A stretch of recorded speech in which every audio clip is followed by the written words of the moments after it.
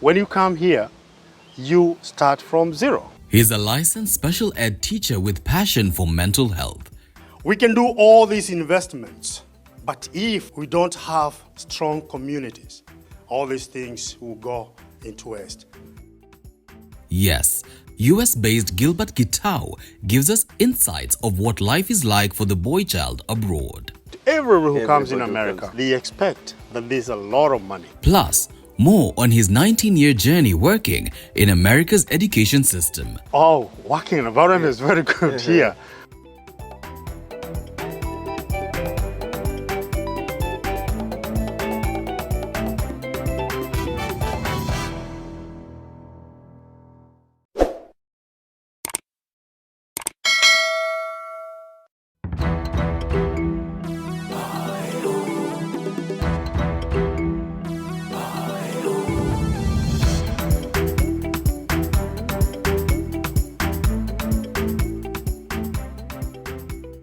We had a great discussion at the Daring Abroad Investment Forum in Worcester on 2nd August, and one of the subjects that was really interesting was about the welfare of men. You know, as you come Maju, you want to invest, but there are things that can make that investment null and void. Gitau, yes. Karibu sana. Asante sana bwana Chamwada. Yes, yeah. Thank you for coming. You coming. made a very good presentation. Thank you. Yeah. So first of all, what's your take about the forum? The forum was I would say was very informative. It was very enriching, especially in parts of investments and how people can take care of themselves to live now and the future, and also taking care of the coming generations. Yeah, so great. And then, your presentation was quite, interesting, that you're a community leader. Men go through challenges. Wakiwa Maju, you may want to invest, but you find, it's null and void because there's so much you're going through. We can do all these investments, but if we don't have strong communities, all these things will go into waste. So let me just begin by, understanding for you, what do you do as a man? What do you do in the US? What I do is that basically I'm a special education teacher. I trained in Kenya, Kenyatta University, as a special education teacher. My major was, the subject was specific learning disabilities, and I also did music minor. And that's why I am able to do some music and all that kind of stuff. When I came here in US, I did my master's in special education too, and qualified as a special education teacher. Because what happens when you come to US, you cannot just say you're a teacher. You have to do state exams and you have to pass. So I did all the exams, passed, and I got the license. You have to be licensed to be a teacher in the US. Not like in Kenya, when you go to the university, if you're doing Bachelor of Education, when you get out of university, you are automatically a teacher. You begin afresh, and they do what they call a credentials evaluation. They have to evaluate. Fortunately, Kenya's education system is strong because whenever they do credential evaluation for our certificates or degrees, they go through. Then, for you to be a teacher here, you have now to do state exams. Just like the lawyers in Kenya, they go to school, but then they have to go and do the exam to become the member of the bar or something. Yeah. Would you like to share how did you come here? Many people always want to know nitafikaje huko. What is the pathway? Some come as students, others get work permits. Yeah, that's true. I came here as to work. I got employed while I was still in Kenya. There was a program, there's an international school called Boston Higashi School. And they needed people to come and work here. That time I was teaching at Moranga Teachers College as a lecturer. So I did my application. They shortlisted 30 people. We did the interview, and out of the 30 people, they took 8, and I was among the 8. You are lucky. I was among the 8 who were chosen the first time. That was in 2005, because we started applications 2004. So while I was coming here, I came on a visa called H-1B. H-1B. H-1B is a visa that is given to professionals. You must, the minimum qualification for H-1B is first, you must have a first degree. When you have the first degree, you get that visa. Wow. So I came here 2006, June, and I started working. You are lucky. Yes. Oh, working environment is very good here. For one, here you don't lack anything as a teacher. You have all the materials you need. Your classroom is like your office. You have the printer, you have all the system, you have the computer. Every teacher has a computer. You get your own computer, you do your own stuff, you produce your own materials, you have all those things. So in other words, teachers are very much supported here. One of the major differences, and I always say this, and I've told my friends and many other people, in America, kids are taught to know but not to pass exams. But in Kenya, they emphasize on passing exams other than getting concepts that are supposed to help that kid grow in the right way. And I think recently I've gone through, I listened to news, I see what the education department is doing back in Kenya. The CBC, they're trying to bring something like that to try to have kids learn to gain knowledge, but not necessarily to pass exams. Maybe that will address that, the new curriculum. Maybe. The new curriculum. Maybe. Yeah, that might, that's one of the main differences. Other than teaching, I participate in very many community activities. Examples that we have a group here. We call ourselves Muranga Welfare Group. We are over 100, we are like 150 members. I am their clerk, they call them clerk here. And we do very well. We have annual events with that group. So we meet. And what we do as a community, we try to organize people coming together. And also when one of us has an issue, we come to support. The other thing that I do, I participate in community awareness activities in church, where I'm the choir master.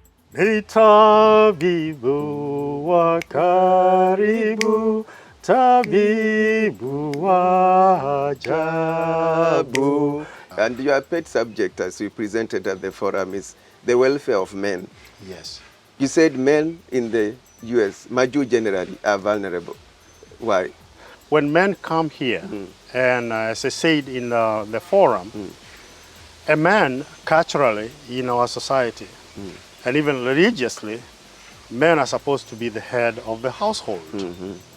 So when you come here with your family, whether your family is here or is back in Kenya, they expect you to support them even the time you come here. So when you come here, you start from zero. And I give an example that you might have been a very good driver in Kenya. You're driving an 8-wheeler. Then when you come here, that does not matter to the government here. Another thing is that the aspect I talked about, competition. When people come here as couples, for example, maybe for some reason or another, the wife might end up land in a very good job, or she goes to school and she's getting more money than you are.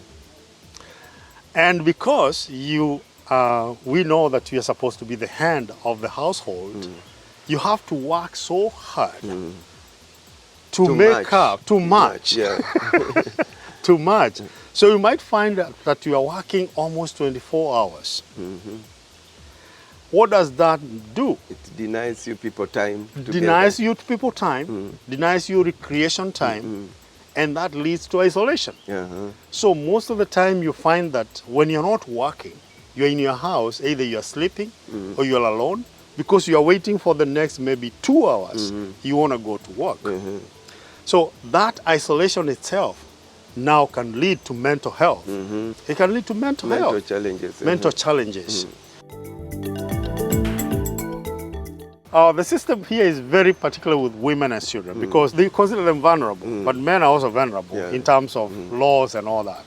If for some reason a man comes here and does not understand the dynamics of this community in US, because the law here works, no doubt about it. You cannot play around with it. If he doesn't understand, and you come with a Kenyan man, Kenyan man who is not supposed to cook, a Kenyan man who is not supposed to do laundry, a Kenyan man who is not supposed to change diapers to children, yes. to children. Then you say, no, I'm not doing it. Then those differences come. And reasonably, your wife can go to work the previous night, comes in the morning. You have the kids in the house. Are you going to wait for her to come and change the diapers and she's there? You have to do it. Yes. And here, you cannot, hiring a caretaker is even more expensive. You better go to work. One of you better go to work, and the other one stay at home, take care of them. The other thing, could it be pressure from home? People know you went to Maju, you are the firstborn, I'm the Chamanda, the man, so that pressure can drive you crazy here also? Very, very, very crazy. Because that's a huge challenge, not only to men, to everyone who comes in America. Because when you come here, they expect that there's a lot of money. People make jokes. They say you just go to a tree, you harvest the money from the tree. That expectation is so bad because they don't know how much you're making here. They might even be requiring more than you make here. And yourself, because you don't want to be seen as somebody who doesn't have anything and you're in America. And the bills could be higher here, and the living standard, the expenses are higher. So you work for bills. You work for bills. So then you are saying, when you come to America, manage your expectations. It's not necessarily, as it said, the land of milk and honey. No, it's not. Because you have to work hard. That's number one. And you have to be visionary. You have to know what you want. For those who can pursue education, when you come here, you have to do it earliest possible.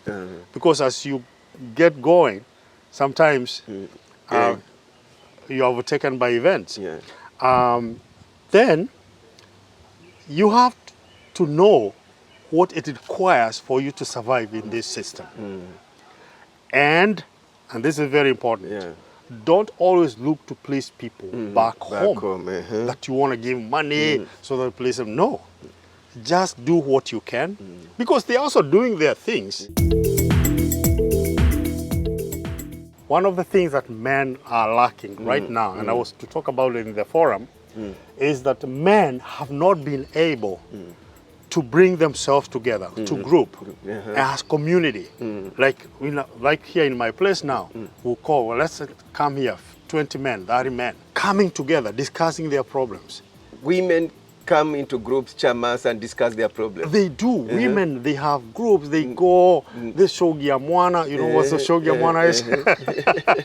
They celebrate the newborn. Men don't go those things. So what we need to do, and this is the challenge we have, and actually we're talking with other men, this is what we should, the initiative that we should start now. Let's bring men together. Let's come together and discuss our things. Let's see what can we do best. Now, in a summary, as we wind up, so if you are a man, you've got yourself in those challenges, you are mentally disturbed, things are not working, so what should you do? What you should do, and I said that I had this acronym in the forum, BRAOS. BRAOS, B-R-C-O-S. That meaning? That's meaning, one, you have to be bold. Be bold. Be bold and take very intent steps, deliberate steps, I mean, to be able to make decisions. Be bold to admit that, yes, this is where I am. I don't have to remember that I was back in Kenya. I was a CEO, I was anybody. Be bold to take up whatever job you're getting. Be bold to embrace the changes that are here.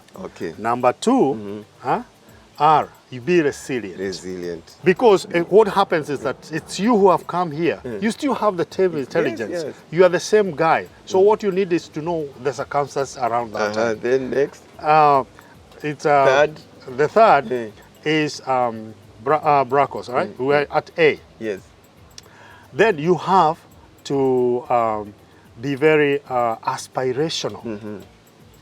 You have to be aspirational. You have to have the urge to achieve. You have to have the urge to own a home. You are living in an apartment. And what will happen when you have that? It will make you work harder. Gives you the drive. The drive to think better, to push, and make good financial so you decisions. have a goal exactly. to achieve. You have to be aspirational. Aspiration. Okay. The fourth one? The fourth one, you have to be a good. You have to communicate. A good communicator. This is in case of a family. Family. You're in the family to avoid family disputes. To avoid all these things, communicate well with your spouse. Communicate well with your kids. Communicate well with whoever you are relating with in the house. When you communicate well, you're going to avoid some of these conflicts. Actually, conflicts. Communication is one of the key, really, pillars of a family unit. Exactly. It's very important. Then we have O. O is for organized. Organized. You have to be organized. To be organized, number one, of course, you don't have to have clutters in your life and all that thing. But what I meant by this is that you have to know how to manage time well. Time well. Use your resources well. And also invest where you think you are going to get the benefits. Wow. You have to be very organized, because if you're not organized, you're going to be everywhere anytime. Then the last one is S. Yes. S, you have to be self-disciplined. Discipline is key. Discipline is key.